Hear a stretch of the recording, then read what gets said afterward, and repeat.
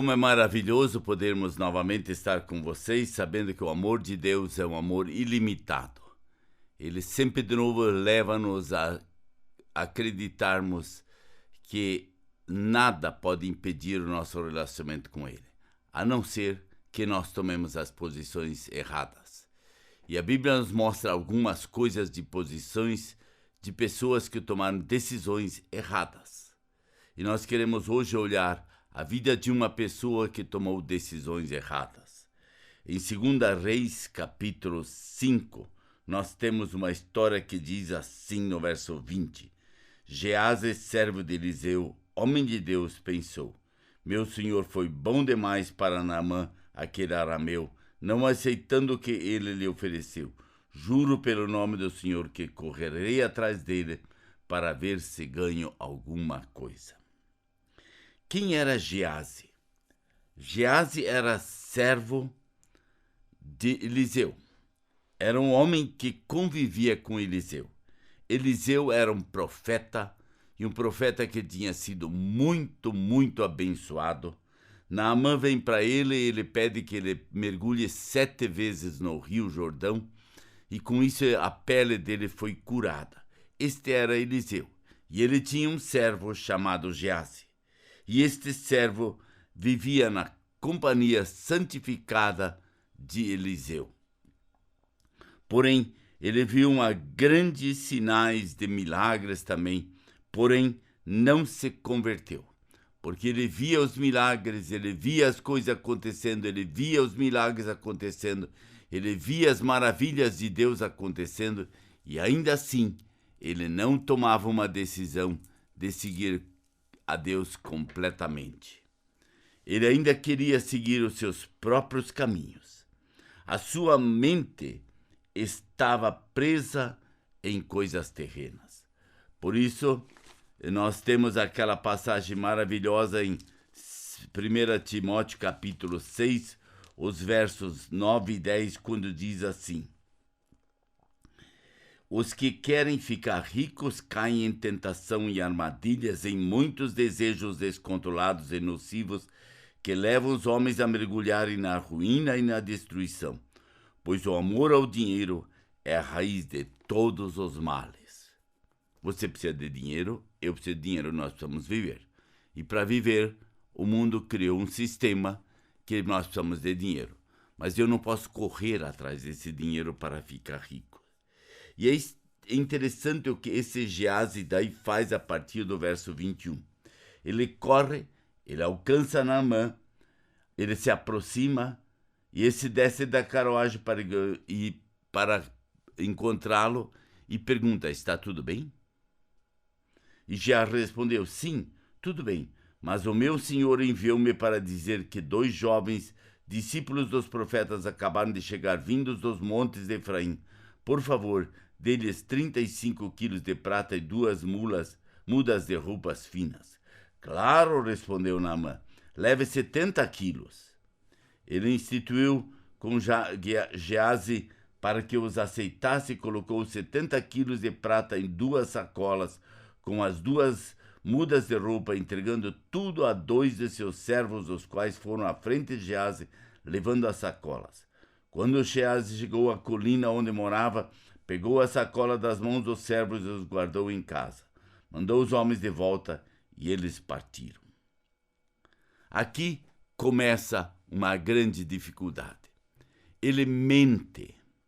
Ele conta uma história que nem era verdade.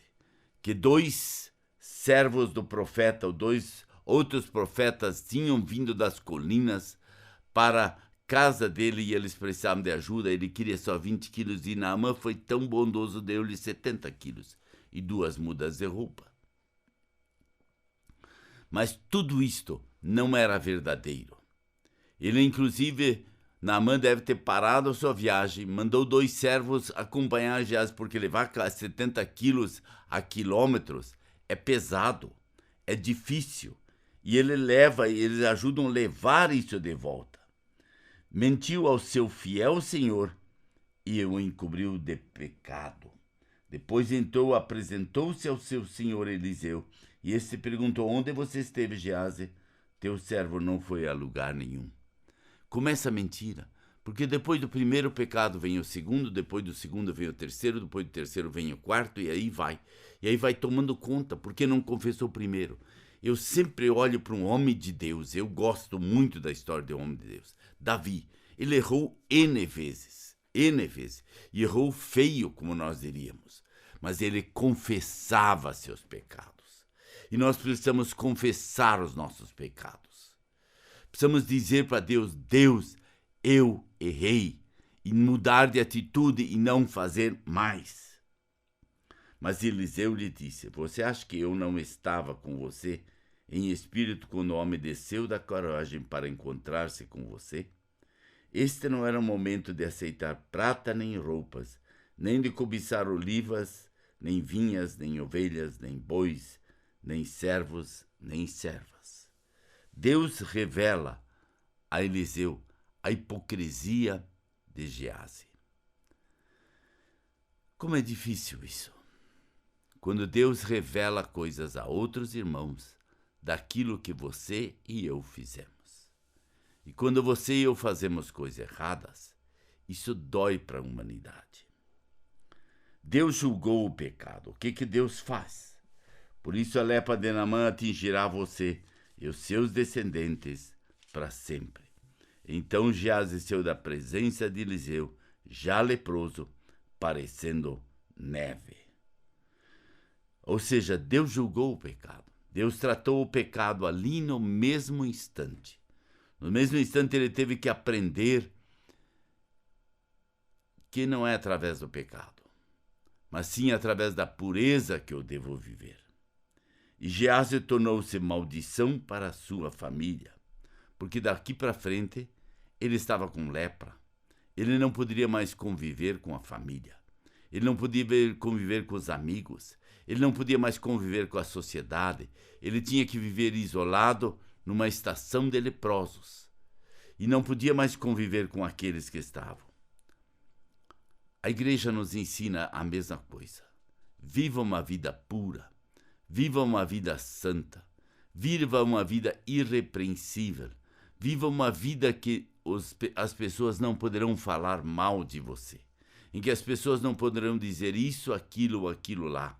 Mas onde eles vão ter que enfrentar a realidade e dizer, assim é o Senhor. O Senhor trabalha nossas vidas. O Senhor modifica nossas vidas. E nós precisamos cuidar muito na nossa vida para nós não nos tornarmos servos indignos.